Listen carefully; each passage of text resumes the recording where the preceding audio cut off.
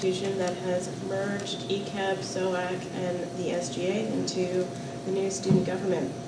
Part of this means that campus organizations are going to go to the student government for their budgets. So will you be able to deal with this? How do you plan to integrate the student organizations into the student government? Jared and Hannah, you go first. 3 minutes. I think part of that role is going to be covered by the B&A chair and the SOAC chair, both of which I trust will be capable, wonderful students that I look forward to working with. However, I understand that part of the function of student government is to make sure that organizations can ad hoc, as was previously the term, to receive funds for individual events. They're able to receive funding. Under the new Constitution, I believe 10% of student government's funds is to go towards, or maybe no more than 10%, is to go towards ad hocing, as it were. I'd like to promote this and make sure that students get funding when necessary, that we don't find cases of the SGA letting down clubs for minor formatting differences, as I understand was sometimes a problem with ECAB. I would say additionally that the student government needs to promote the fact that there is money available for clubs, because I think that some clubs are reluctant to either start or expand because they are unsure whether or not they could be funded. And I think that through this new Constitution, that will be achieved more effectively than it was in the past administration. Before it's too late, I'd also like to point out that MADAB is facing budget difficulties because they have auditions, and that makes them less available to the whole student body. MADAB, as we understand it, has been a delight to have on campus, and I think it would be saddening if they were not to get funding. Hopefully we'll find a way that they can get funding and still serve your community as a whole. Thank you. Thank you. Virginia and Frank, do you have the floor? 3 minutes. Personally, I am involved in a couple of other clubs on this campus that I am on some of the executive boards of, so this affects myself, and it's something that I care about other clubs and about their budgets. And we understand that with the transition, clubs may be confused as to how this is going to work. And Frank and I are planning on having next year, at the beginning of the year, a couple of information sessions with 1 or 2 leaders of the clubs and organizations that are interested in coming to them and explaining what they have to do, how they're going to get their money, what their budget's going to consist of, why their budget consists of that, what happens if they go over their budget, if they need more money.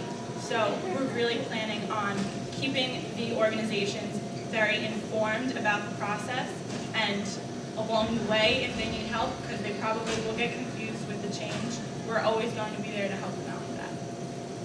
And also to make some clarifications, we've heard about the MADAB issues. I've spoken to many of them, many of whom are close friends. And one thing that we have remedied in this Constitution is that groups that do hold auditions, like a cappella groups, will be able to ad hoc for events that they hold on campus. So we will not be funding trips to go to on tour.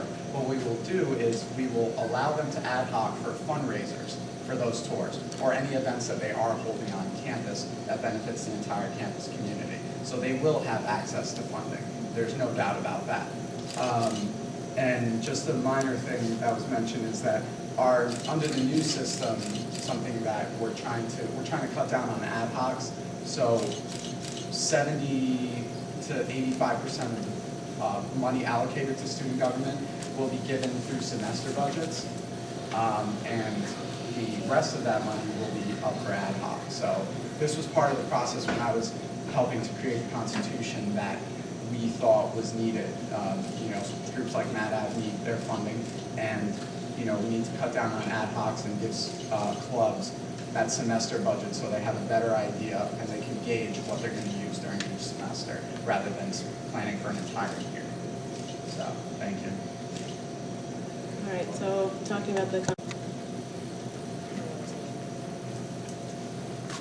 this is going to be a transition year. So how do you envision dealing with this new responsibility next year, and how do you plan on further streamlining the process? That was a typo on my part. So basically, how do you plan to simplify the government further and make it easier to transition in this next year? So Frank and Virginia, if you could dissect that. You have 3 minutes. Still doing this one. All right, what can I say? Well, it's been a long process with the Constitution. We started back in October. I've been hammering out details until I was blue in the face. It was a very tough process. The Constitution itself does streamline the process. One thing that I did mention before is we're cutting down on being SOAC approved and ECAP approved. Now there's that one coherent system where if you're approved by SOAP, you can approach ECAP. That, or BNA board, sorry guys. That simplifies the process a lot next year. The fact that the recommendations of those two boards will go through the Senate ensures that popularly elected leaders are voting on the Constitution, are voting on these things in your favor, rather than having a group of 7 unelected people just making decisions for you and you not knowing a thing about them. What else can I say about this Constitution? It's ingrained in my skull. Yeah, it simplifies the process so much more than it has been, and now we're not expecting to ever see this kind of ECAP drama that appears in the Acorn Weekly, with groups not getting their funding for minor reasons. And now with the Judiciary Council, groups that are denied funding or denied access club status have an appellate body that they can approach. Whereas now, you're stuck with a decision, that's it. Now under this new Constitution, we're ensuring that you have an appellate body to go to that can reverse the decision if there is a procedural error, if they did something wrong to you. And that's something that students have never had before, this body that they can go to and appeal this decision if they feel wronged. So the process is not only streamlined, it favors students so much. All right, thank you.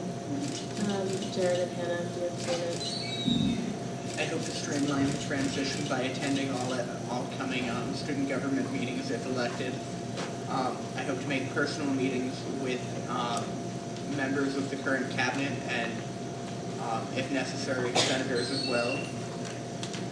And as well as the BNA and SOAD chairs. I don't think much more than that needs to be said, but in case Hannah has anything to say. I would just like to say that I've read and reread the new Constitution. I think it's a very excellent framework to build upon. I think communication with the students is key. Our opponents in some of the literature said we are ready and willing to help students adjust to the new system. I disagree with this. I think that the system should adjust to the students, not the other way around. We need to be willing to make minor changes in the Constitution and not have it be a document that is set in stone. We need to encourage students to bring forth their issues to the government and be willing and ready to make these changes if necessary. Thank you.